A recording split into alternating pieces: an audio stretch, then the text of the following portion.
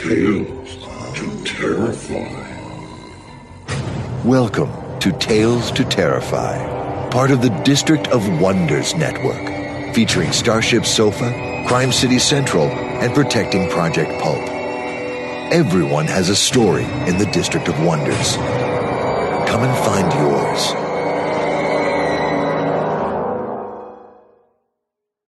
Good evening, children of the night.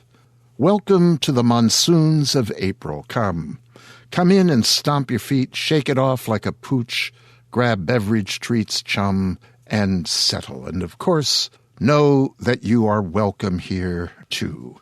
Yes, this is Tales to Terrify. I'm still Lawrence Santoro. This remains The Nook, and this is our second of 3 Bram Stoker Award-nominated short fiction shows for the year. Before we immerse ourselves in the fiction of the night, I want to spend a few moments suggesting that you spend just 1 cent shy of $1 US and pick up a copy of the new ebook from Crystal Lake Publishing. The book is called Horror 101, The Way Forward, which, in the words of Mort Castle, who introduces Horror 101, is a book in the spirit of J.N. Jerry Williamson. I suspect many of you know who Jerry Williamson was.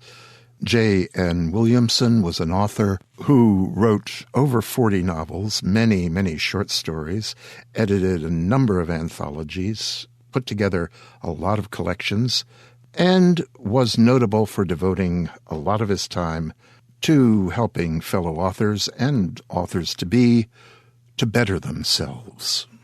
One of those helped was Mort Castle himself. Another was Gary Brownback. Another was David Niall Wilson. And the list goes on and on.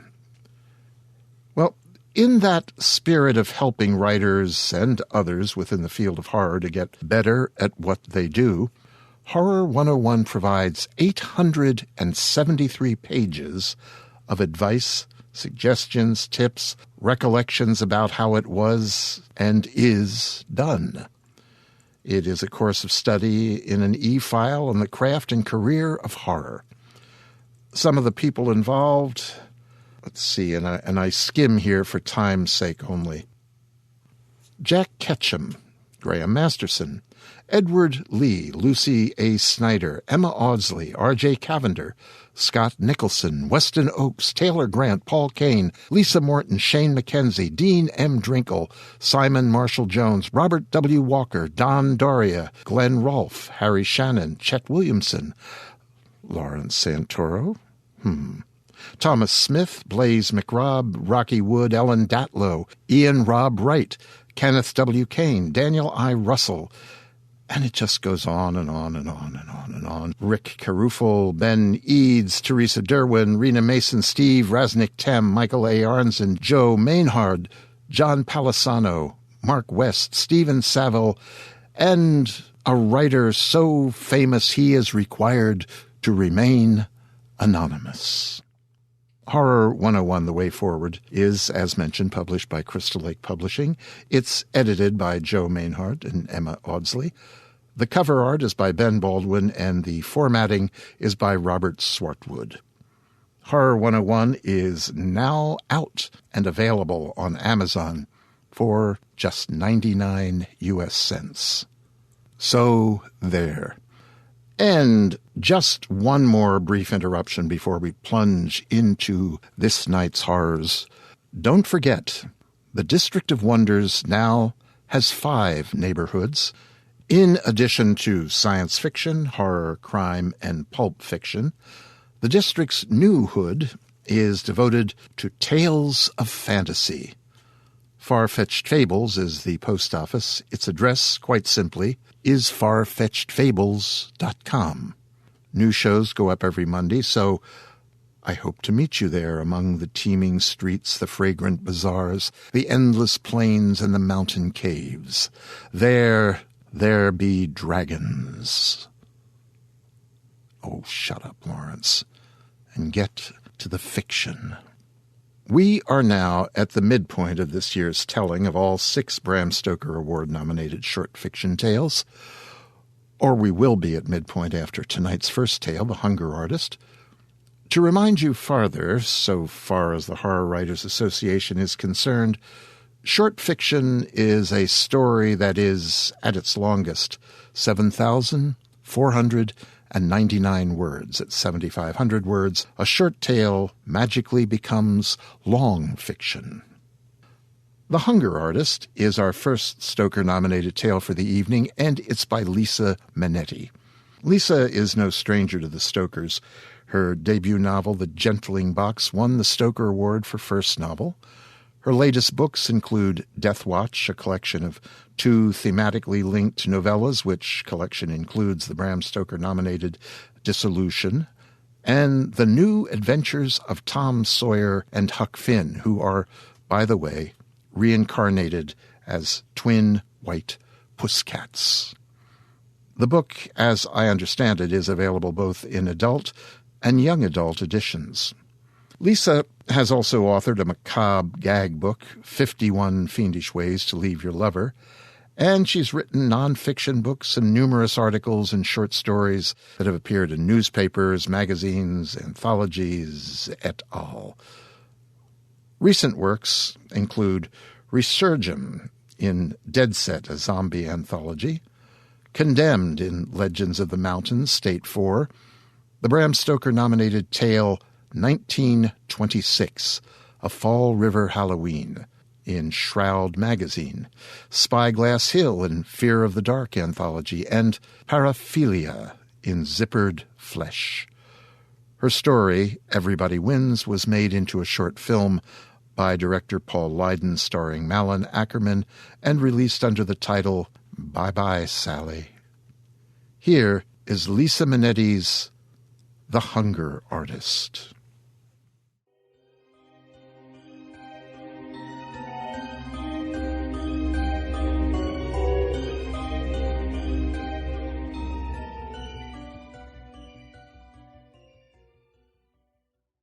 The ultimate effects of starvation are identical, whether the process be gradual or rapid, occupying days or years, and death results when the body has lost 6/10 of its weight. William Gilman Thompson, 1905. Many serial killers are pathological liars. Dr. Jack Levin, criminologist, Northeastern University, 2012. 1973. All this time, and there were still the dreams. I've heard the wind soughing in the pines, heard the pines themselves creaking, listing like shipboard masts when they swayed. It was summer, but it was terribly cold, the damp that settled on everything. Tables and blankets and floorboards and skin fled inward to her bones. There was never any moon lighting up these dreadful nightscapes, but she always saw her sister, Callie, standing barefoot by the lake, white gown plastered against the skeletonized frame of her body, hands rapidly opening and closing like a pair of gobbling beaks. "I'm hungry, Iva," she mourned. "I'm so cold and so hungry." And it was always a shock when Iva went toward her, and, moonlight or no, underneath the white cotton gown she could clearly see and count her sister's ribs. Then Iva would wake shivering under the hospital blanket. Sometimes she rang for the nurse. Sometimes it was enough to turn on the lamp and watch her fingers pinching the healthy flesh of her own hip or arm. Knowledge, certainty, that she was no longer the prisoner starving in the New England woods 60 years ago was a balm that warmed her. To a point. Nothing, no one could soothe her completely. After all, her beloved Callie was dead. Everything had gone wrong back then. 2 years that Iva still envisioned as a meager handful of dull, feathery ashes. No gust or exhalation ever stirred or scattered them. Sometimes she might forget the hideous physical ordeal when scenes from the trial intruded on her consciousness. Sometimes, recalling the shame and the heart-pounding fear that surrounded the weeks in court, when she was afraid Gretchen Burkhardt would be acquitted and win, upset her equilibrium so badly that visions of her own suffering and Callie's extremis seemed almost benign by contrast. Both events were terrible, and the memories that were ashes lay eternally unmoving in her palm, she thought, because one day, when they laid out her body, her elbows crooked, snugged to her waist, her hands crossed. They'd be pressed against her heart. That had been burnt past charring, too, during those black, seemingly endless 2 years. Ashes to ashes. 1912. Just tell us in your own words, Miss Fredericks, Thomas Vining began, one hand gently curving the rail in front of the witness box, as if just by standing close to Iva, the prosecutor could steady her nerves. She swallowed, but there was no spittle to moisten her throat, and her voice was thin. I saw an ad in one of the Boston papers for what sounded like a wonderful rest cure. Callie, maybe I indulged her too much, but she was my baby sister, and our parents were dead. Callie was only 12 when Mother died. Still a little girl. 1973. Is that you, Maggie? Iva turtled. Her breasts had shrunk to the point where they were no longer an inconvenience, smoothly rolling onto her back to look up at the face of a young woman whose hand lightly skimmed her own. No, of course not, she said. Margaret was 20 years older than I am, and she's been dead a long time, and your skin is soft. Iva paused, aware that she was looking at short brown hair, asymmetrically cut, bareheaded, no cap, instead of crisp whites, a peasant blouse. You're not a nurse. Jill Davis, I'm a reporter.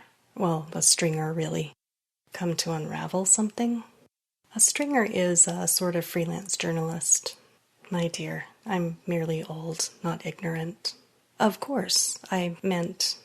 She stopped, cheeks reddening. In the brief silence that ensued, Iva pressed the electric button near her right hand, and the top third of the bed glided upward until she was sitting, and now she could see the girl was wearing blue jeans, sandals. Every year, since she'd turned 99, about a week before her birthday, the local paper sent someone to interview the oldest woman in Milton Lake. When she hit 100, there'd been articles written up in the Portsmouth Herald, the Manchester Union Leader, even the Boston Globe. But an old woman was old news, she guessed. So here was this hippie, this stringer, to ask the same tedious questions about whether she drank liquor, a weak champagne cocktail at 5 p.m., a glass of wine with dinner, smoked cigarettes, only when she could catch one these days. Alas, they gave her indigestion. Exercised. Absolutely. On warm days, she pushed a wheelchair in front of her and walked to that pathetic little fountain out back, then sat and read a book in the sunshine. And that was surely exercise aplenty when you hit 100 too. What she ate, anything that didn't hurt her teeth when she chewed, what she did for amusement. The main thing was avoiding the nursing home's idea of arts and crafts, which consisted of gluing a mirror in the center of a paper plate, cementing macaroni around the rim, then spray painting the whole shebang gold and attaching string to hang the monstrosity. And most importantly, what did she, Iva Fredericks, believe was the secret behind achieving her great age? But Jill Davis surprised her. I'm supposed to be writing a spec piece for the Millerton Record about the root causes of anorexia, and then, throw in some historical background about turn-of-the-century fasting girls, tie it into new trends in teenage fad dieting. But the feature editor over there has about as much imagination as a humphead wrasse. I did some digging, read about the trial back in 1912, and I guess you found out the term aphorism is a complete misnomer, Iva said. Jill pulled out a pack of Territon 100s, extending it toward the old woman, and Iva took one. Jill lit them both. Iva dragged on hers, but merely let the smoke roll around her mouth briefly before she exhaled. Truth is hard to come by.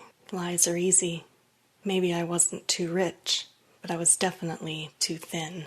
Jill nodded, absently blowing tarnished gray smoke downward toward the steno pad perched on her knee. Iva caught the wink of a small gold ring on the pinky of the hand the reporter used to rapidly flip through what must have been 50 pages of notes, in tiny, precise handwriting. There's something missing. I must have read 1,000 damn articles on microfiche and the court transcript, and the story's out of whack, completely off kilter.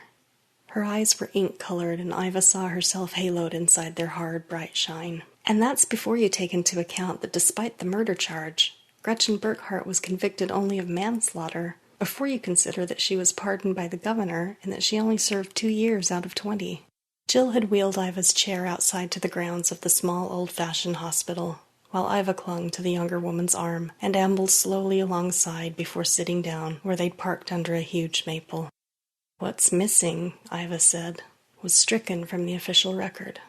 "Well, I just assumed that, naturally, but what's really goddamn odd is that usually you can get a whiff of what happened or what was said from books or newspapers, especially contemporary newspapers." Iva shook her head. "Money can buy a lot, Jill. A lot more than someone your age truly realizes. I paid. Or, rather, through me, my lawyer paid a great deal to keep the details you so cleverly inferred from showing up anywhere." "Bullshit." "Did you know that after Lizzie Borden's trial, Lizzie bought up the entire edition? The entire printing run of thousands of copies, that is, of a book called The Fall River Tragedy? Lizzie was rich, but I had a great deal more money than she had." Iva saw Jill's gaze narrow, and she could read that the younger woman was considering the idea. Local scribes, okay, no problem. Guys who, back in 1912, earned maybe $10 a week, and were probably bought off regularly by hometown politicians for a few beers, a whiskey, a good meal. But what about reporters from Boston or New York? Could she have scuttled them too? She had the means, though. Not to mention the Wren County prosecutor said there wasn't enough money to go to trial, so Iva picked up the tab. "So what was the big, deep, dark secret you suppressed, Iva?" "It's very easy to grind someone into submission when you're starving them," Iva said. "And it's even easier to hem them in if you convince them, if they believe, you have occult power." 1912. "Miss Fredericks, can you tell us about this picture?" Vining asked, handing it to her. "That's a picture of me and Maggie, Margaret Woodbridge. When Callie and I were growing up, Maggie was our nursemaid, and even after we were adults, she stayed on with us. She was like a second mother, really, and—" The photo had been taken a few weeks after Maggie had come all the way from Australia to rescue her and Callie. The telegram. Callie sent it, somehow sneaked it out of the filthy cabin they shared at Lake Mirrorest Sanitarium.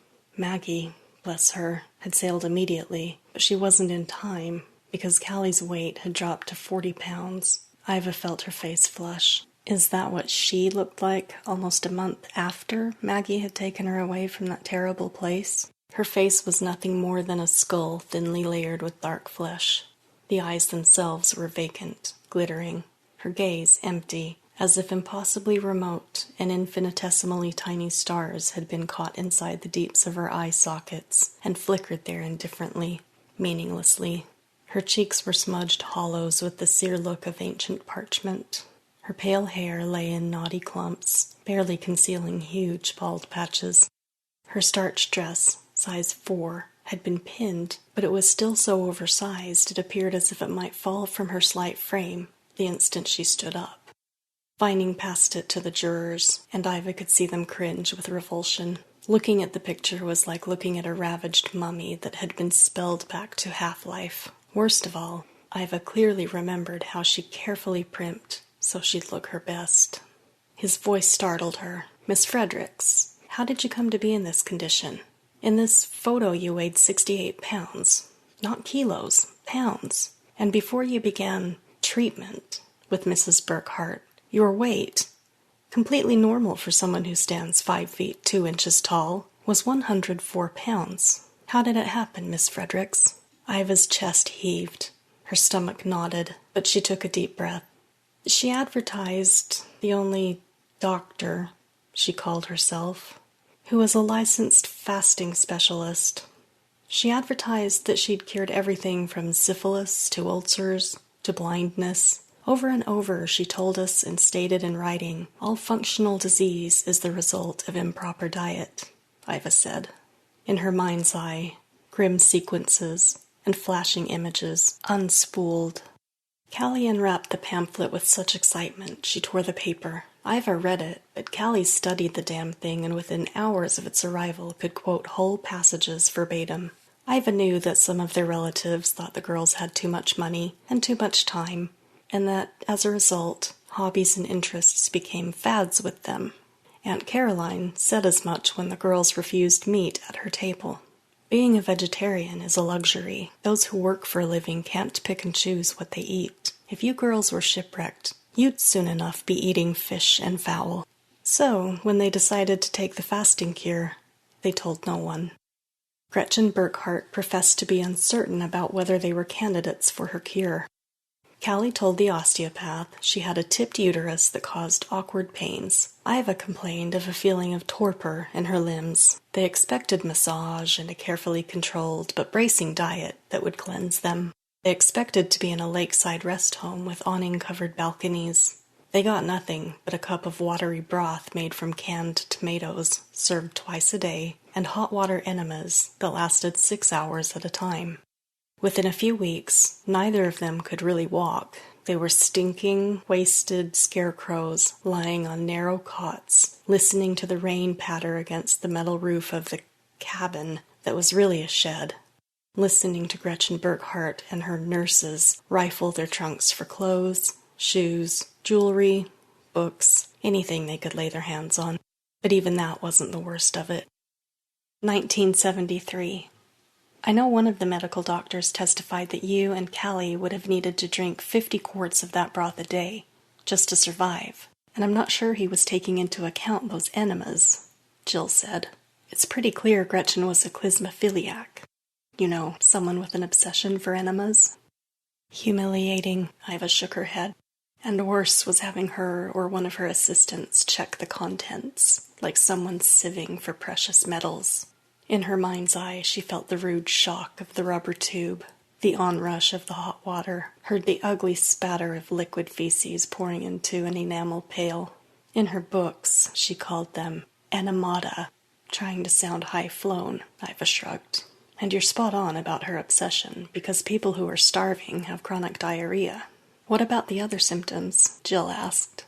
Iva looked up at the canopy of leaves over her head. Funny how your mind plays tricks. Sometimes I could only notice what was happening when I looked at Callie, as if the same things weren't happening to me. The hair is pouring off your head, but you grow a kind of thin fur over your body. Lanugo, Jill said. I read about that. Survival at its most basic. The body's attempt to stay warm. I drooled all the time, but I couldn't chew, Iva said. For a moment she put her hands over her face. My God, it was awful. Cried all the time because I wanted to eat and I couldn't. This was after Margaret came from Australia, after Callie died. Some part of me saw how much worse it was for Callie. When she lay on her back, the bones of her spine could be seen through her abdomen. I doubted I'd actually seen it. I looked a long time, years and years, before I found a picture that showed how someone's spine could be visible when they lay face up. You know where I finally found it? In a book that showed piles of corpses in Auschwitz. Iva winced. My sister. She was like a carcass that's been picked clean by scavenger birds. 1912. Gretchen Burkhardt was going to take the stand that day, and because she and Maggie might be called as rebuttal witnesses, naturally they weren't allowed in open court, but there were pictures in the newspaper, and the prosecutor would be telling them about her testimony. The accused wore an elegant, narrow-waisted brown merino dress with a high lattice collar and a huge hat cascading with pheasant feathers that was straight out of the most recent edition of Ladies' Home Journal. Undoubtedly, Iva remarked dryly, the money for the fancy togs had come from Gretchen's depredations on Iva's own bank account. By then, both Iva and Maggie knew not only that Callie wasn't Mrs. Burkhardt's first victim, but that she'd managed to seize assets, jewelry, valuables, and property from other patients she'd killed as well. Hell, it turned out the land for Lake Mere Sanitarium came from one of her former patients. On direct testimony, with her lawyer jollying her along, Gretchen wove a charming tale fraught with outright lies. The tomato broth was merely a hot drink between meals. The Fredericks were allowed all the food they wanted to eat. But they refused everything my nurses cooked for them, she began. It was very sad. But then, Callie told me other doctors had given up hope on her case, so she and Iva came to me as a last resort, she said. Nearby, artists sketched her face, the fluttering feathers on her hat, and the fan she coyly flashed at dramatic moments. Callie, she declared, had absolutely given all the jewelry to Gretchen and the nurses as gifts. Callie had known she was dying, and appointed Gretchen as Iva's guardian because Iva was insane and had been deteriorating mentally for several years. Callie had not died of starvation, but from an organic colonic disease that originated in her childhood, and according to Gretchen Burkhardt, nothing and no one could have saved the young woman. In fact, Callie was so grateful for the fact that I prolonged her life beyond what was expected, she changed her will. Pens flew across reporters' notepads. The court reporter's typewriter beat the rhythm the scratching nibs kept time to.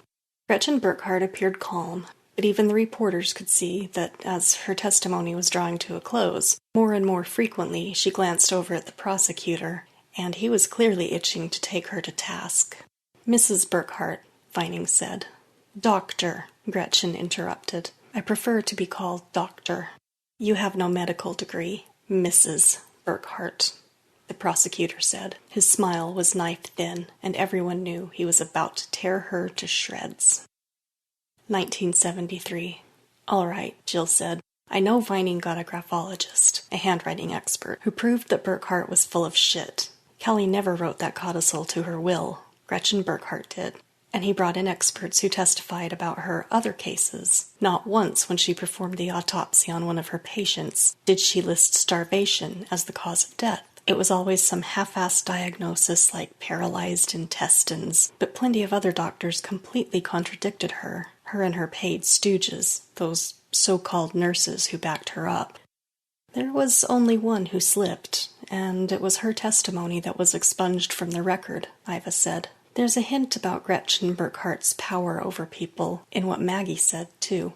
She told the court that even though she knew the tomato broth was made from canned goods, Gretchen actually convinced her at times that everything was farm fresh, that the tomatoes had been raised locally, not purchased at some market, and therefore each serving had even more nutrients. That was impossible, of course. Tomatoes can't be harvested before the end of August in New Hampshire, and we began treatment at the end of February. Callie was dead by May."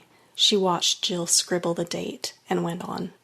"There were days," Maggie said, "she had to fight off what Gretchen was saying, that I was improving, had improved tremendously under her care, that Maggie must recall how deranged I'd been before the treatment started, how ill I'd been, and that Callie had been even sicker than I was. Maggie said she made herself remember that Gretchen was lying through her teeth by reminding herself over and over that 2 other patients, also young women, begged her to take them away from Lake Mere because they knew they were starving to death, and after the first 10 days they were already so weak they couldn't get away on their own. Disgusting. That woman was disgusting. Evil, Iva said. Of course, you know that when Maggie arrived, Gretchen Burkhardt showed her someone else's corpse and said it was Callie. Iva herself had been too weak to make the trip to the funeral home or to the funeral, so her last memory of Callie was at her sister's deathbed, Callie's eyes starting from the sockets, her fetid breath rattling, claw-like fingers grasping a thin cotton sheet drawn over the wasted body. Jill nodded. Tried to foist off the wrong body on a woman who raised the girl practically from birth. That was stupid. But we know she was very smart, so what made her think she could get away with it? Was her ego that overblown? Was she drugging Maggie's tea or the broth she served you? Jill lit a cigarette. That'd be really rich. She detested pills so much she would have been the queen of the 60s anti-drug contingent. Maggie wasn't the only one who thought Gretchen Burkhardt had some kind of hypnotic power she could use to force people to do what was against their own better judgment. 1911. You're looking ever so much stronger, miss. The doctor says it won't be long now before you're up and walking. Iva lay on a makeshift mattress on the bathroom floor. It had once really been a mattress, she thought, but maybe rats had gotten to it, and now it was little more than lumpy cotton batting wadded in a nest shape and covered with oilcloth. Above her hung a pail and a rubber hose. The end of the tube was in her rectum. She no longer had the strength to stand up and evacuate, so the oilcloth served as a sluiceway that disgorged her stinking brown water into an old privy hole. Didn't have the energy to get herself to the porcelain toilet, and the doctor still insisted the enemas were crucial to her treatment. Her nurse was prattling about being able to walk, as if Iva had been wheelchair-bound for a decade. Was it only last summer that she and Callie had trekked to Mount Kilimanjaro? It was painful lying on her side. Her bones, ribs, pelvis, and knee dug into what was left of her flesh. If only she could see Callie. But they had separated the sisters, and the nurse, Marina, said she was too weak to leave her cabin next door. Last week, Marina had carried Callie the way a child carried a doll in her arms, over in the evenings. Could Callie have gotten so much worse so quickly? "Tub time," Marina said. Iva wasn't sure how long she'd been lying on the floor and drifting, but at the sound of the nurse's voice, she felt herself being hoisted upward and then pushed into scalding water. She began to scream. Gretchen Burkhart's voice boomed from the doorway. "You are not clean. Your stool is malodorous, your breath is foul, and since you refuse to walk—" "I don't refuse," Iva was crying, but there were no tears. Her dehydration was too extreme. "You refuse to walk," Gretchen interrupted, "so the tub baths need to be hot." She put her own hand in briefly, and Iva registered that it emerged the boiled red of shellfish, and that was merely the osteopath's hand, not her whole body. "Gordon," she directed, "add another bucket and scrub her down. She's dirty." "No," Iva said, feebly trying to cover her breasts. "No." 1973. "Gordon Fields," Jill said, nodding. He and his girlfriend, Marina Slade, the so-called nurse, both testified that he only lugged water to the cabin. He was just a hired hand, and never in the room when either you or Callie were given those baths, or the enemas. He and Marina were both spiritualists. They don't sound very spiritual to me. "I'm not sure you understand." Iva shook her head. "Give me another cigarette. And damn, is it almost 5 o'clock? I'd like a drink before I tell you about what happened next." Jill looked up at the slanting sun, shielding her eyes, and then glanced down at her watch. "It's been 5 o'clock across the pond for at least 5 hours. Close enough for me." She opened a brightly striped wool shoulder bag she used as a tote and pulled out a mayonnaise jar she'd filled with Almaden wine. "Look, it's not the greatest, and I don't have glasses. I planned on snatching a couple from the hospital cafeteria. A lady knows when to forego niceties. Hand it over." Iva swigged, wiped her mouth with the back of her wrist, and passed the jar to Jill. "If anyone, curious or otherwise, comes over here, this is a urine sample I'm bringing to my doctor," Jill said. "So don't get caught swilling." They both began to laugh. 1911. "It's very simple," Gretchen Burkhart said. "Marina is not only a nurse. She's a talented medium. You'd be helping Callie, of course. She's still grieving for your mother, and she'll be stronger emotionally. It may be her best chance at getting well." Iva looked at her sister, blade thin, propped on pillows, and seated at a small round table between Marina and Gretchen. Gordon Fields sat opposite. In the center of the table, a pair of slates, like the ones used by school children, had been hinged together. Just now they were lying open with a piece of ordinary white chalk lying on the one on the right. "Let's try, please, Iva." There was nothing to lose, or so Iva thought. Gordon Fields closed the slates and latched them shut. The lights were extinguished, and Marina admonished them not to be frightened and to keep holding hands. She recited a prayer and asked Rose Fredericks if she would come and make herself known to her daughters. A long while passed, and then suddenly, in the pitch black, the sound of scratching on the slates could be heard. 1973. When they lit the candles, Callie opened the slates and the words "Flower Girls, Calla and Ivy" were written in chalk. "My mother called us her flower girls," Iva said. She motioned for the jar of wine, and Jill handed it to her, saying, "I drank 90% of this. There's only a sip left. Go ahead and finish it." Iva nodded. "Go on," Jill said. After that's when I started seeing Marina wearing Callie's silk robe, and Gretchen wearing a diamond ring that had belonged to Mother. Do you think Callie told them, even accidentally? I think one of them found those words written in Callie's red leather diary. It was one of the things that was gone. Even Maggie couldn't find it. So they tricked her into thinking your mother was there and communicating. Oh yes. All the usual japes and shenanigans, from trumpets floating in the air to ectoplasm, to more and more detailed messages written on the slates. Did you believe it was real, Iva? I was out of my mind with hunger, cold, and fear. Did you think it was your mother? I was certain Callie came back to me. Jill flipped through her notebook and read, In 1926, Harry Houdini wrote, "Distressed relatives catch at the least word which may remotely indicate that the spirit which they seek is in communication with them. One little sign, even, which appeals to their waiting imagination, shatters all ordinary caution, and they are converted." Is that what happened to you? Iva lowered her eyes and shook her head. Callie, the dreams. Callie, barefoot by the lake, shuddering with cold. "I'm hungry, Iva," she mourns. "I'm so cold and so hungry." But you know that Gretchen Burkhardt stole from you and others. She took money and jewelry, property. You know that she killed many, many patients, 10 or 15 others. She was arrested for practicing medicine without a license, even after she served time for murdering Callie. Iva gave a thin smile. Maggie told me those same things, over and over, all the rest of her life. Callie was starved to death, and I was nearly dead, but I'm still alive. I'm 102, and still alive because Callie has never left my side.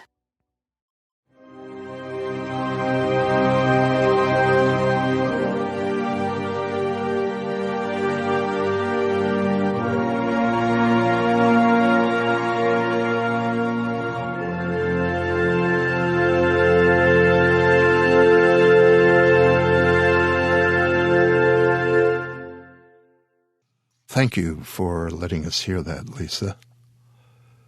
Lisa Mannetti says that after her mother passed away, she, Lisa, moved to the spooky old house in which she grew up.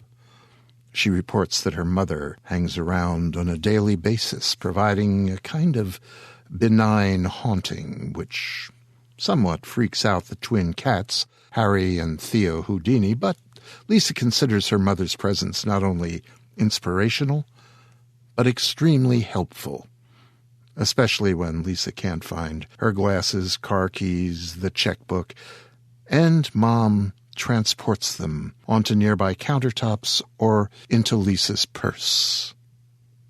Thanks again, Lisa. The Hunger Artist was narrated tonight by one of our go-to readers, Antoinette Bergin. Antoinette, whom I have never met, tells us she is twisted, dark, sarcastic, pessimistic, weird, and demented. Okay, well, she sounds rather adorable, but maybe adorable is what happens when all those various nasty elements combine and turn out something like Long Island iced tea. Antoinette is the author of Bedtime Stories for Children You Hate. I love that title. And has been known to mail packages of lime jello to people she deems worthy. She can be found on Twitter as @Nettie_Bergin, and she probably won't be upset if you follow her. I await my lime packet, but am perhaps just not jello worthy. Moving along to the evening's second Bram Stoker shortlisted tale, we'll next hear Primal Tongue by Mr. Michael Bailey. Michael Bailey is the multi-award-winning author of the novels Palindrome Hannah, Phoenix Rose, and Psychotropic Dragon. He is also the author of the short story and poetry collections Scales and Petals and Inkblots and Bloodspots. He's the editor of Pellucid Lunacy and the Chiral Mad anthologies.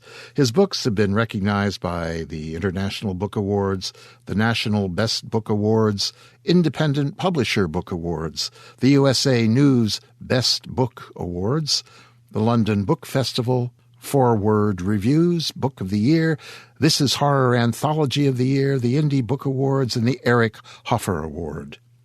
His short fiction and poetry can be found in anthologies and magazines around the world, including in the US, the UK, Australia, Sweden, and South Africa.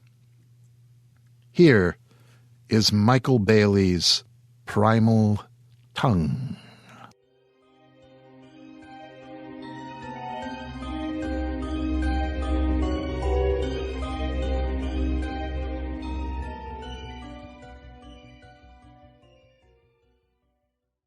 Virkelen, er jo liksom i Aventuren, said the woman in the terminal.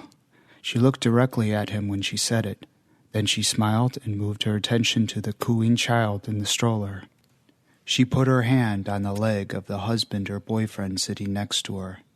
Gil Sloat recognized the language as Danish, but couldn't understand a word of it, and wondered if they were talking about him.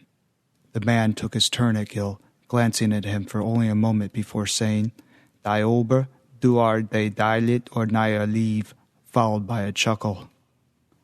"Pogat or ont," she said, accepting his hand. "We're in America, people. Speak American."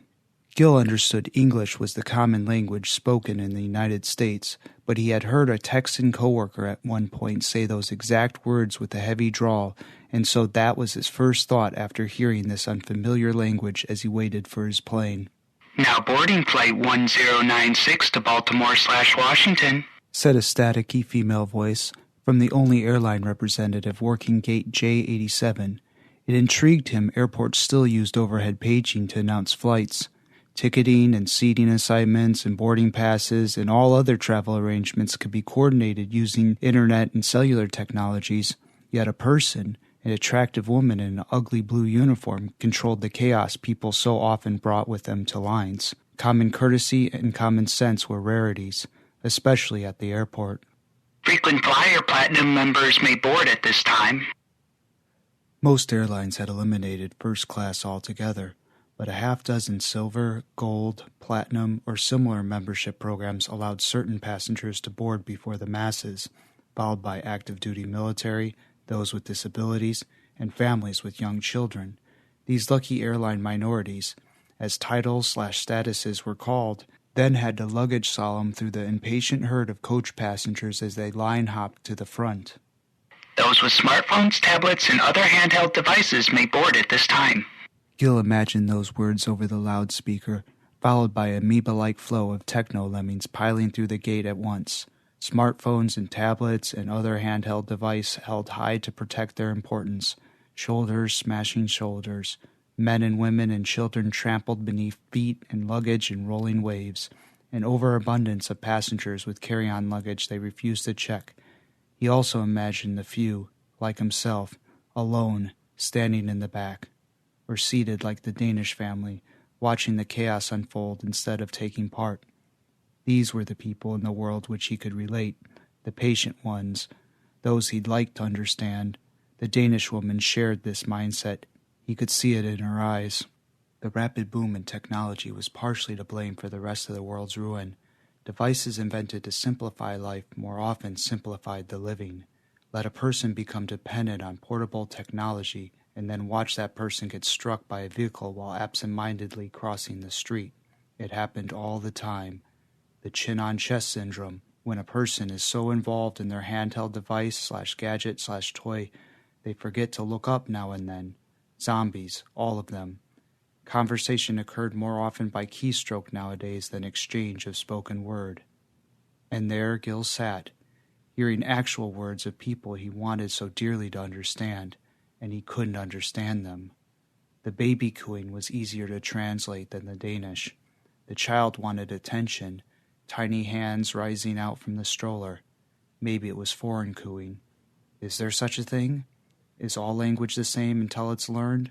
Is there perhaps a common language shared by all, something primal, unnecessary to learn, before we fuck it all up and disorient the world by segregating ourselves with language?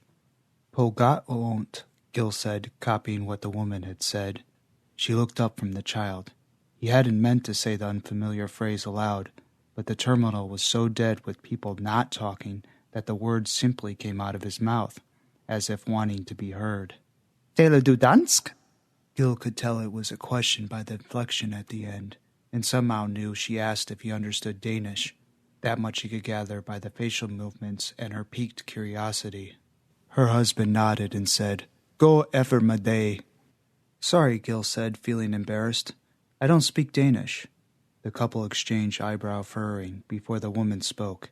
She said the words slowly. "But you know what was I said in Dansk, for better or worse. You said, why do so few Americans learn other languages? Is English the new common?"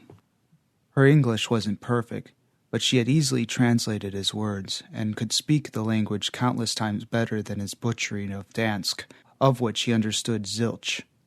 Gil apologized again, admitted that he only repeated her words because he enjoyed the dialect, and he admitted to knowing only English. "What was the first thing you said? Berkeley something?" "Vierkolend ilo lisium ieventran," she said, rolling the words easily over her tongue with elegance and grace. "Sounds beautiful. What does it mean?" "Ha, it means," she said, her eyes searching the ceiling, "I guess you could say what is real is like the fairy tales." "If only that were—" "Passengers with special needs and those with children can now board," said the English static. The crowd of passengers without special needs and the childless sandwiched their mass closer to the front. Gil had his special needs. He needed to understand. Maybe people don't want to understand. The Danish couple rose and stood in the back of the line for a moment, looking around the others, searching for a path.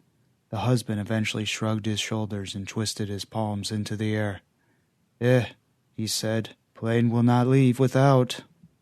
Still seated, Gil supposed he was right. Whether or not the plane left on time, it would not leave without its passengers.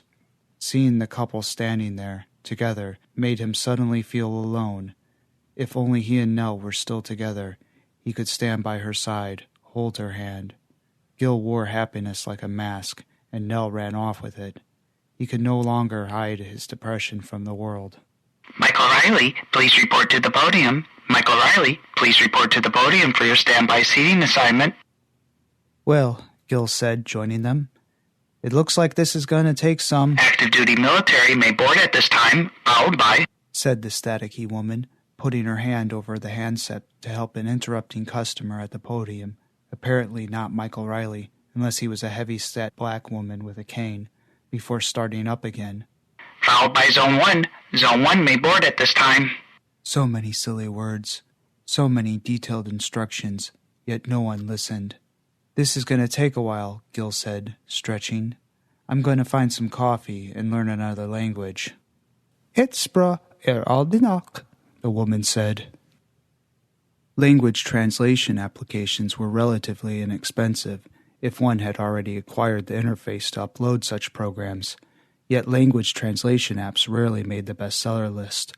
One should assume such applications would raise the bar with these modern proselytes of absurdity, not lower it. Instead, it seemed to make everyone stupider, a word his ex-wife used to say. Gil sipped his paltry vanilla latte. This would be the last time he'd ever settle for an automated cup of coffee from one of the Starbucks machines. As he browsed through the selection of programs available at the AI Unlimited kiosk, a simple, unmanned touchscreen display mounted against the wall about 3 gates down from J87. Beneath the display was a scanner to read payment and a retractable cable that connected to one's DSI, or Digital Software Adaptation Interface. The top seller for the week was a flashbook of the Ray Bradbury classic, Fahrenheit 451. He smiled. A book about the end of all books. A world where books burned out of existence, only to be preserved indefinitely by those willing to memorize them. The e-book version Gil had seen 20 years ago had made him laugh as he mulled over the idea of paper pages turned/burned to digital, but that was during the push for paper elimination. People still read then.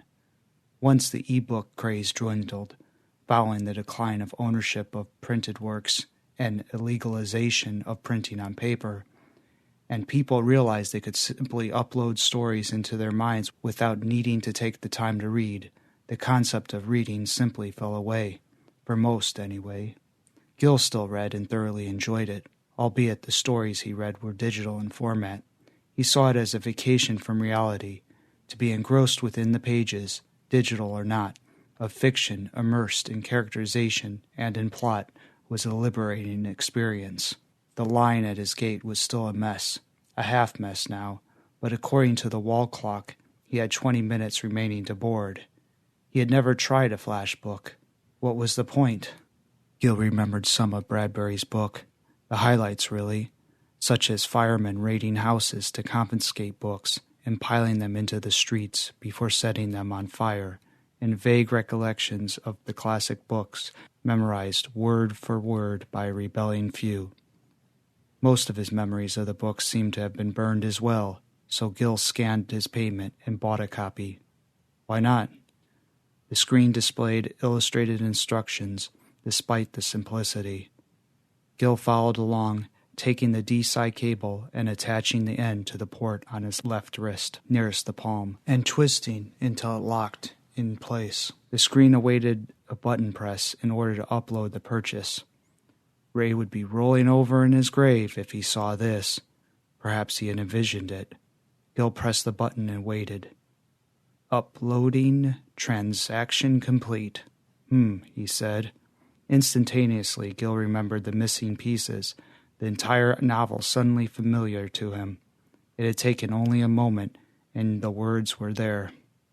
It was a pleasure to burn, he recited to no one. It was a special pleasure to see things eaten, to see things blackened and changed, with the brass nozzle in his fist, with the great python spitting its venomous kerosene upon the world. The blood pounded in his hands, and his hands were the hands of some amazing conductor playing all the symphonies of blazing and burning to bring down the tatters and charcoal ruins of history. The entire book. Gil, the technology proselyte. For the next month, the book would be his to borrow, word for word. That's how the copyright-protected applications worked. The words still belonged to Bradbury's estate. Books and movies and music and all other forms of entertainment apps worked that way. Someone, somewhere, would receive a paltry stipend for this purchase. After the virtual rental, whatever Gil could remember would remain, but only as much as if he had read the book.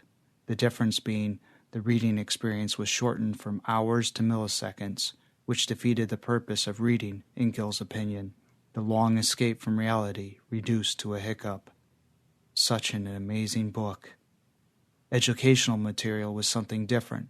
Such knowledge belonged to no one in particular, which meant that the purchaser of these applications became the owner, with no expiration and with no permanent knowledge retained following the upload. Software uploaded to long-term memory as opposed to short-term memory, Gil supposed, a different part of the brain. This basically meant one thing: more money. Digital education courses were priced significantly higher than classes one could take in person. Language translation programs, for example, could be purchased on a temporary basis for travel and whatnot. With the purchaser capable of comprehending the spoken word of alternative languages, although unable to reiterate correctly, similar to inputting those words into a translator program, whereas language knowledge programs could be purchased on a permanent basis, with the purchaser capable of understanding the learned language indefinitely. But it was astoundingly expensive. Basic Spanish, the second most common language in the United States, was priced higher than it would cost a person to learn 4 years' worth of Spanish in college, and that was only for comprehension. To speak a language still required linguistic practice, learned muscle memory of the tongue and mouth, as well as phonological and morphological development to speak, read, and write, although no one wrote anymore. These were things unable to upload through any sort of interface. Gil considered himself a somewhat wealthy man. He had worked laboriously over the years and felt he had respectively earned it, although his current savings could afford him only a single permanent language, if he so desired, that and his trip to Europe. He was running from life, he knew, but it was a much-needed vacation. It would help him forget. For the next 3 weeks he traveled to Portugal, Spain, France, and then further northeast through Belgium, Amsterdam, Germany, and perhaps a stop at Denmark before crossing over to Sweden. The Baltimore/Washington International Airport was his first destination, leaving in 15 minutes, and then a 13-hour non-stop flight to Lisbon. Gil touched the display to bring up the language translation programs and purchased 30-day rentals of Portuguese, Português, Spanish, Español, French, Le Français, German, Deutsch, Swedish, Svenska, and Danish, Dansk. He still had the cable connected to his wrist, so Gil simply pressed the button Upload All and the matter was done. He said again, not feeling any different. As a test, Gil changed the language setting on the kiosk to Spanish, Español, and all the wording changed. In the center of the display, there was a yes-no option, which he understood. ¿Habla usted español? Sí? No. Technically, no, I do not speak Spanish, but why not? The words were there, and he recognized the phrase from his newly purchased memory. He pressed the button and said, sí, having heard the word countless times in his life. Selección en el menú siguiente, por favor. Please select from the menu below. That's incredible. He attempted repeating the phrase, but butchered the hell out of it, getting only the por favor at the end correct. Another set of words he'd heard before, just like the French s'il vous plaît. Salida, he said, pressing the exit button. The line at his gate had transformed from chaotic to manageable. The Danish couple were hassled for the stroller, for not boarding earlier when they had called for families with young children. Gil didn't need a translator program to decipher the discourteous gestures from the woman in the ugly blue uniform. He followed the Danish couple through the gate door and looked over his shoulder to a commotion at the AI Unlimited kiosk. A squad of uniformed men with assault rifles surrounded the device while 2 men in black suits inspected the screen. Others in suits wandered the terminal, fingers to their ear. One made eye contact with Gil before the door closed. Perhaps purchasing so many languages triggered an investigation. That's how it sounded, at least. Gil recognized the dialect from the 2 sitting next to him on the plane, some sort of Indian vernacular, Hindi, Marathi, Bengali, or Punjabi, probably Hindi. The foreign words distracted his mind from the kiosk. The hypnotic rapidity of foreign words brought his thoughts to the past. 5 years ago, Gil met a strikingly beautiful woman from Quebec, Nell. Although she spoke fluent English, the second language to her, she had to keep reminding Gil to speak more slowly so she could comprehend. Translation takes time, Nell had said. He never realized how rapid English sounded to the world outside his bubble until he had met her, not until she'd rattled off le français to prove a point. Comment vas-tu? Je vais bien, merci. Et toi? Comme si? Comme ça? Quoi de neuf? She had said. See, you understood only a few of those words. It seemed normal to me, but to you it seemed fast. Correct? Nell's last note to him read, Are you happy? Of course I'm happy, he remembered thinking then, taking the words out of context, not realizing she was saying goodbye. What does she think? I'm not? The 2 sitting next to him rambled untranslatable phrases. Even if he could understand, the words would probably get lost in translation. Kita ne para, wahi me bali. The younger of the 2 sounded cynical as he said, pointing to the other's fast food bag. Tu me McDonald's itan manakar. Both men laughed. Gil laughed a little inside and smiled, recognizing only a single word from their conversation, now probably the most recognized word shared amongst all cultures. After a brief sigh, the older of the 2 said, Amak kene keli yehe Hindustani langita meyapat parte samjes ke bil nai kauje men para ar samje ke ar zindagi ekut tofa ai kitna kitpat jalis Quran al Bible me sala likam hai ar inset par ke soche ke ya sach baat al taba ye baat insan aparan ar apan bache ke zindagi me lek. Realizing that Gil was eavesdropping, the older one looked at Gil and pointed a thumb the opposite direction and said, My little brother, he thinks I want to eat our mother. Mothers give you milk and so do cows. That's his reasoning. Since I like quarter pounders with cheese, he said, lifting the bag. He thinks I butchered my own mother. That is not what I said. He thinks Gita says we shouldn't eat beef, even though it was written before we ever had McDonald's. Do not listen to him, said the other.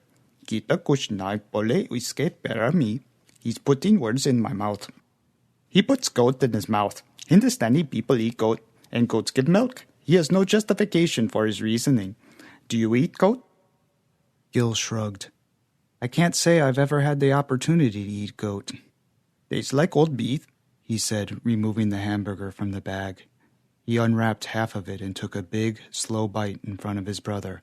After washing it down with a soda, he continued, Cow is much tastier than goat, whether or not the Gita says so. Flight attendants, prepare for takeoff, said the scratchy voice of the pilot. The plane lurched as it pushed back from the gate. Gil had read somewhere that planes did not have a means of moving in reverse, so they had to be pushed by something more primitive, a ground-based vehicle, something capable of bidirectional movement, translating reverse, one could say. Soon they were in the air, the two brothers talking once again in Hindi. Should have picked up that language too, Gil thought. He loved theoretical and religious arguments, something everyone struggled with. The struggle intrigued him. When things quieted down between the two, Gil asked the older brother, Where you're from, do they still teach writing? I am from California, so no. Sorry.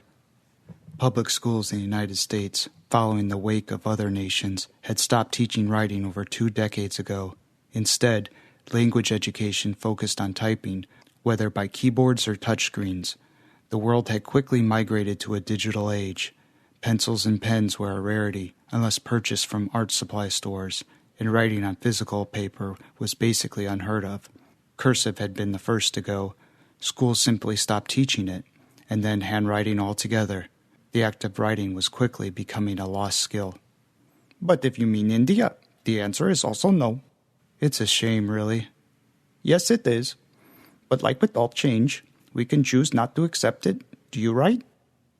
I write every day, at least a page. My mother, she always encouraged writing, and she saw it coming. A long time ago, she said to me, Soon, the world will no longer have a need for books or writing of any kind.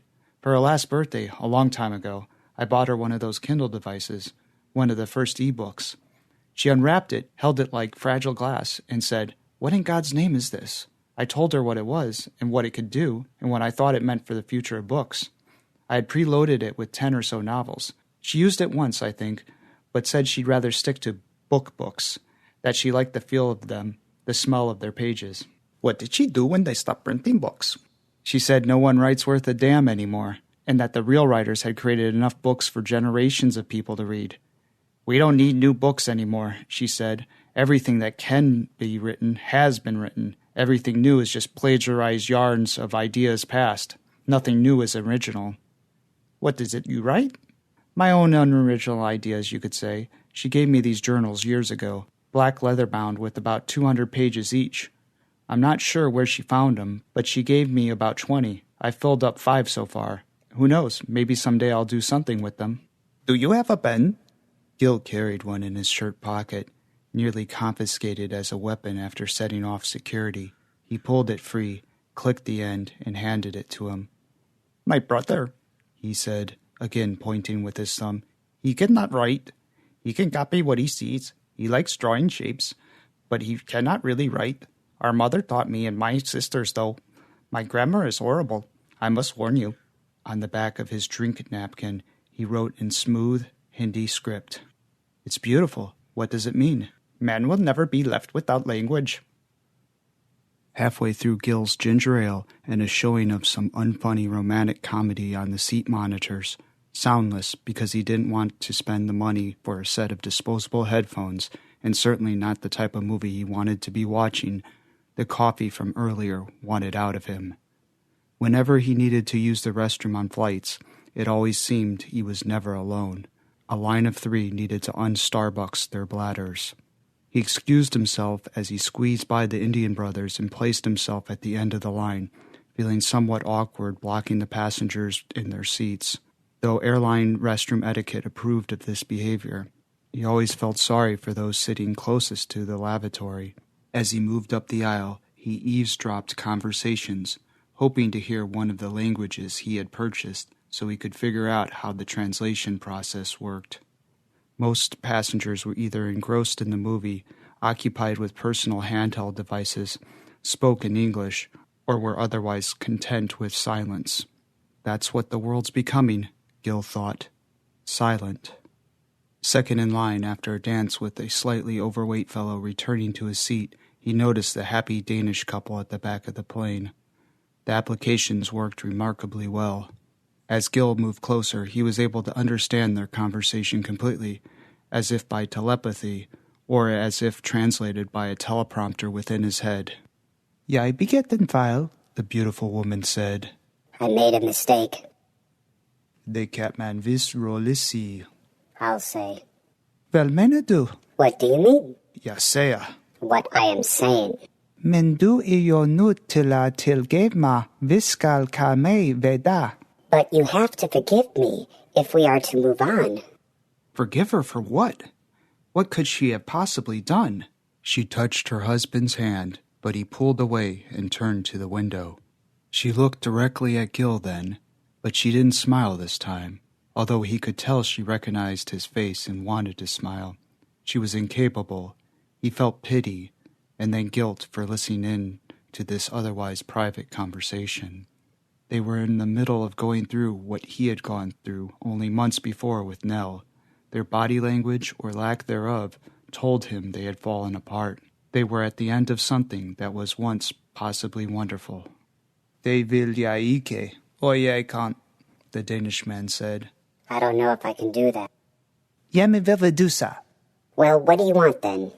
Lige nu vil jeg bare have, at du ikke siger noget. Right now, I want you to not say anything. The Danish couple's fairy tale relationship was just that, a fairy tale. Whether or not Gil wanted to listen to the conversation, he was going to hear it and understand it. From their meeting at the gate, they were under the impression that he couldn't comprehend their language, and they most likely assumed others on the plane were unable to either, based on their lack of reaction, and they were right to think so. Gil absorbed their words, emotionally even, and it felt wrong, but he couldn't turn it off. He focused his attention elsewhere, pretending ignorance, looking to the signs that read "no smoking" and "no e-smoking," to their personal air vents, and to the lit flight attendant call buttons, and to the overhead compartments, anything to hold his attention other than the couple. He wanted to return to his seat, to perhaps hold his bladder a while longer, but the line had filled in behind him, and he was now claustrophobically challenged. If he could turn back time, he'd return the damn language. Hold nu op. Alle begå fejl. Vi kun mennesker, og hvis vi ikke kan tilgive, hvor ender vi så? Come on, everybody makes mistakes. We are only human, and if we can't forgive, then where do we end? Perhaps she had cheated on him, but it was none of Gil's business. He massaged his temples, trying not to listen, trying not to remember Nell, trying instead to recall the back of the Sky Mall digizine from the pouch in his seat, an advertisement for some kind of perfume with a horizontal half-naked couple on a beach, with a caption beneath proclaiming "Collision," the name of the perfume, and a tide frozen in time, indefinitely lapping at their bodies. A fake perfect happy, half-naked couple colliding in the sand in halftones with the illuminated heart-shaped bottle in the foreground. Yet the words, "Ti nu still," he said. Be quiet. Words ever so apposite. So det? So that's it then? Måske. Maybe. Skal jeg? Do you want me to leave? He had said those same words to Nell. Different words, but the same words. Noel gange urfal så stor, at det ikke kan tilgives. Vil du ikke nok tilstille? Jeg har brug for tanker. Sometimes mistakes are so big that they cannot be forgiven. Please be quiet. I need to think. Undskyld, jeg mener det virkelig. Hvis jeg kunne gøre det om, vil jeg gøre det. Undskyld. I'm sorry. I really mean it. If I could do it over, I would. I'm sorry. Tak. Thanks. Gil shuffled forward the approximate space of another body, and the Danish woman caught Gil trying not to look at her, and she smiled.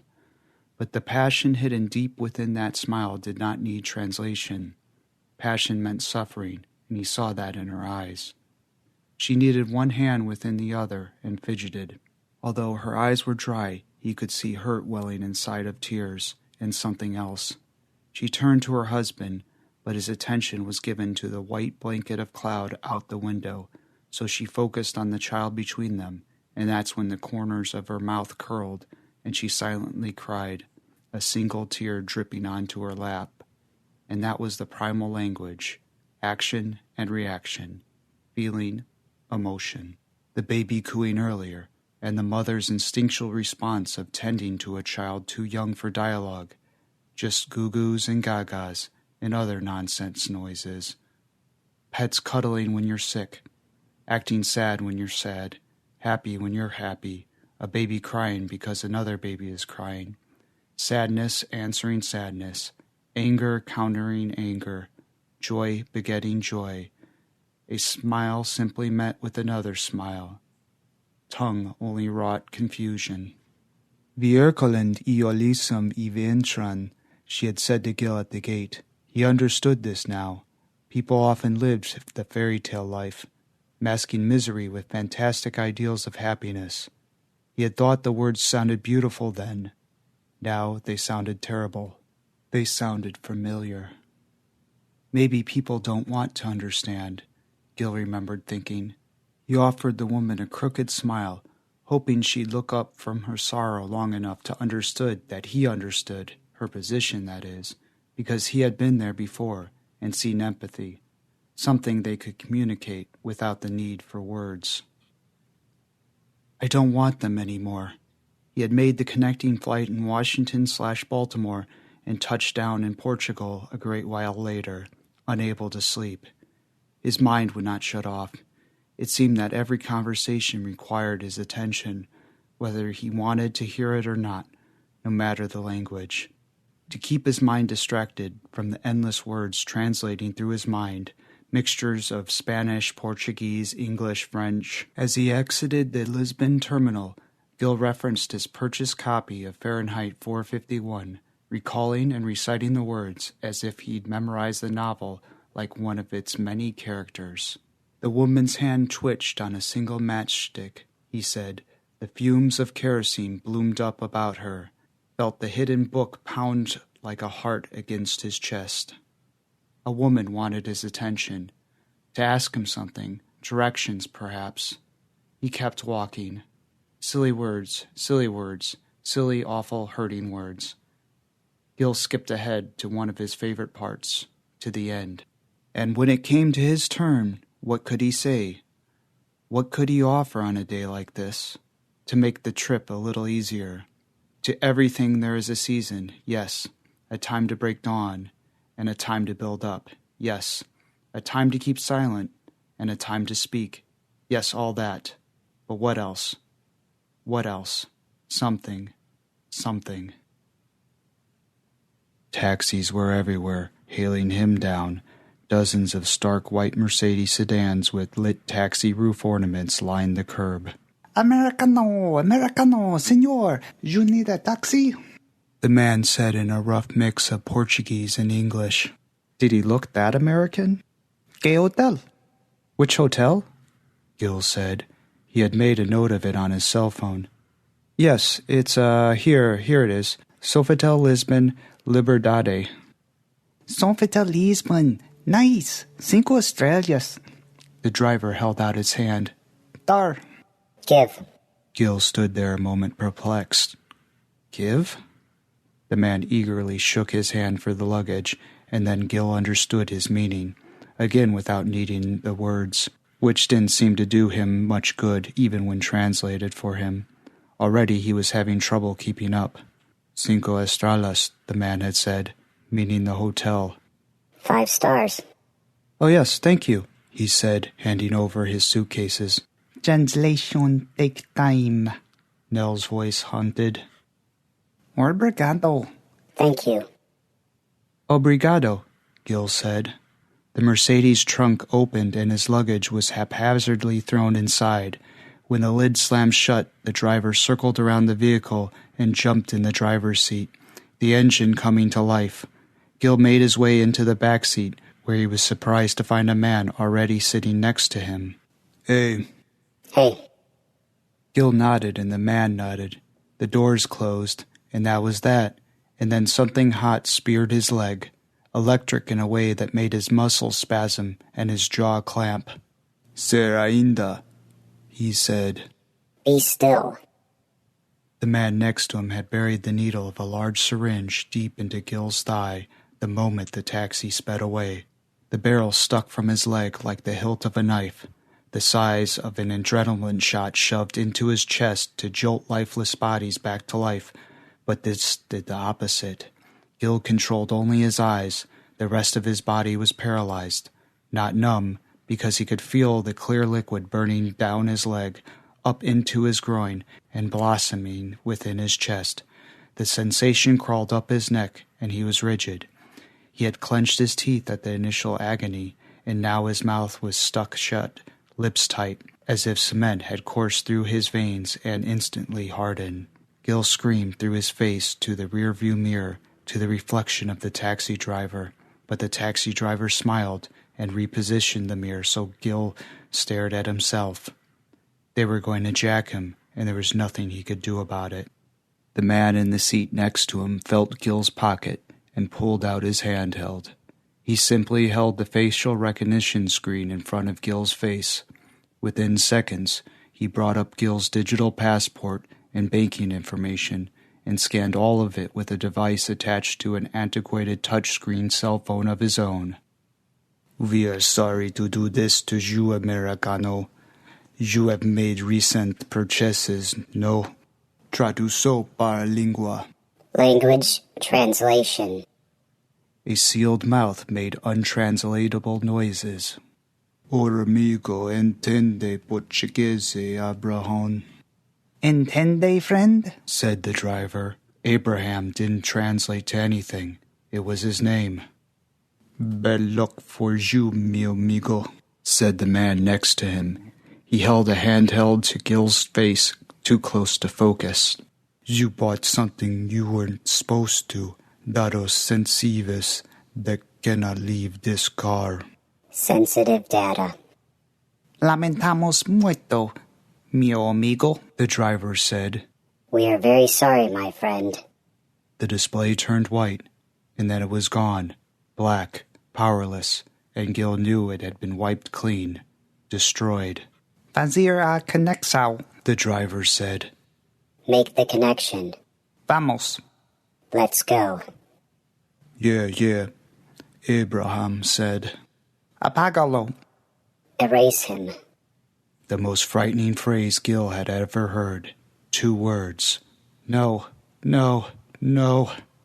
His peripheral revealed Abraham preparing a black box, an old term used for unethical devices used by computer hackers long ago. The plain chassis hid the interior complexion. Despite technological evolution, the device this man readied looked simple. A slate black, unmarked metal box with nothing more than an interface on either side. He attached a cable to the D-side port on Gil's wrist and connected the other end to the black box. The antiquated touchscreen cell phone connected to the other interface from which he could decode the digital makeup of whatever he planned to wipe from Gil's mind. How much could he see? What could he erase? And then the man told him. Language translation app Portuguese. Language translation app Espanol. Language translation app La Français. Dutch, Svenska, Dansk. You must like languages, mi amigo. Ah, flashbook. Fahrenheit 451. Bon libro. Good book. I am the fireman. Vamos, said the driver. The man next to him worked reversely through a list of languages, swiping his finger across each of the programs to erase them. Dansk, Ido. Gone. Svenska, Ido. Dutch, Ido. Le Français, Ido. Espanol, Ido. His fingers simply flicked them away. Portuguese, he said, and then paused. I take this one. You no longer entender. No se preocupe. Don't worry. I will let you keep bon livro to have until you pass, but we'll scramble the rest. Entender scramble? Like ovos. The man intoned scrambling eggs over the device. Apágalo. Erase him. Gil fully comprehended the meaning of the driver's use of those words and now feared them even more. They planned to erase Gil's memory, not just the applications he had purchased recently or past purchases he had made over the years, but everything about him. Abraham leaned in close. Wrong place, wrong time, mi amigo. We have to destroy it all. You will not feel a thing. Io prometo. I promise. Portuguese, Edo. He said, swiping his finger one last time, and it was gone. All of his learned languages were gone. A small part of Gil welcomed losing the words. Fazelo, said the driver. No translation. No me aprese. Esto y difícil. Você já fez eso antes? Sem vezes. Foreign words, once again. The driver pulled the car into an empty alley. They gently carried Gil's numb body and set him on the pavement. Immobile, he faced the sun as they poured flammables over him and all of his belongings. Kerosene is nothing but perfume to me. Gil pulled from the book. Abraham tapped on the device still connected to the port on Gil's wrist, deleting, erasing, doing something. Lamentamos mucho, mi amigo. Soon it would. 0100. Be gone. Perhaps a virus shot through the mind too. Cinto mioto, one of them said. Nell.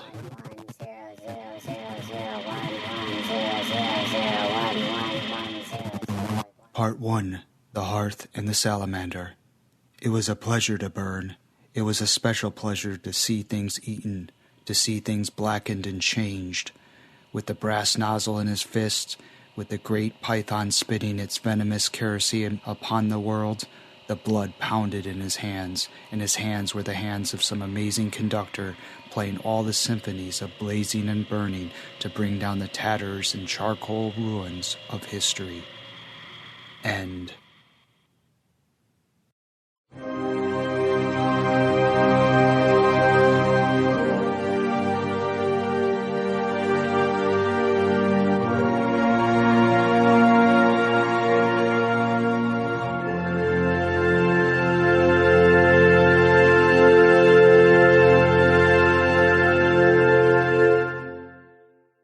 Thank you for that, Michael. I want to read just a little jot at the end of the story, which isn't recorded, in which Michael says, special thanks to Trini Einspoor for writing and translating those beautiful Danish words, to Chris Prasad for offering an interesting conversation in Hindi, to Gary A. Bronbeck, Thomas F. Monteleone, F. Paul Wilson, and Douglas E. Winter for their guidance with this story, and to Ray Bradbury for changing the world with words that will never be forgotten. To which he adds, also Mort Castle offered his assistance in obtaining these permissions from the Bradbury estate, so if all else fails, blame him. I'm sure no one will blame Mort. Primal Tongue was read for us tonight by Drake Vaughn. Drake is another writer-narrator of which we are so pleased here at Tales to Terrify. He is the author of The Zombie Generation and many other pieces of dark or crinkled fiction, as he describes his work. His writing is a blend of horror, dark fantasy, and speculative fiction with a heavy psychological bent. He lives in Santa Monica, California, with his wife and a black cat named Shadow, whom he is certain has come back from the dead a number of times. An anthology of his short fiction, the Carvings Collection, is now available on Amazon, and for tonight's reading, he apologizes for mispronunciations of the many and varied languages used throughout the story, especially the English ones. He says that you may feel free to follow him on Twitter or to like him on Facebook for recent updates, but best of all, buy his books on Amazon. And that, Children of the Night, will be that. I would have you be upstanding, gather ye your slickers and wellies, bundle up, and be off with you. As you don your garb, I'll remind you that we are now 2/3 of our way through the year's Bram Stoker-nominated short fiction tales, and next week, Friday night, we will present the final 2. On the Saturday following will be the awards in Portland, Oregon. I cannot say who will win. I do not know who will win. Well, we'll see, won't we? Now, you ready? As mentioned, it has been a week of monsoonish rains here in Chicago, in the District of Wonders, so be careful of those rain-slicked side streets. There's no tannin, slippery leaf mulch underfoot, but probably some winter detritus hovers about. But aren't the streets lovely? Wet with rain, recent and pooled from the past. Street and alley light kicks back nicely from it. Shows the rats in full rat run. It's not horribly cold, but still there's a chill enough in the air to shiver your timbers for late-night walking. And, as I said before, we now have some new critters in the area. Elves, sorcerers, kobolds, knights templar, mages, and dragons. Dragons, my old nighttime fear ever since I learned of dragons. Well, you'll make it home. Dragons are probably not your nighttime fear. Just keep your eyes open, and when you see the home light, make a dash, climb the stairs, strip your wet things, and crawl into bed with the cat.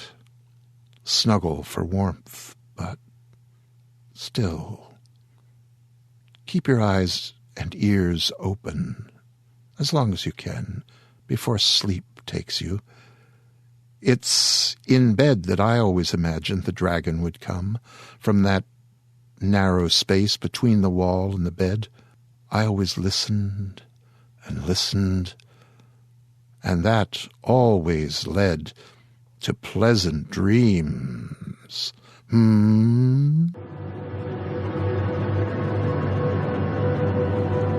This presentation has been brought to you by the District of Wonders Network, dedicated to podcasting the finest genre fiction.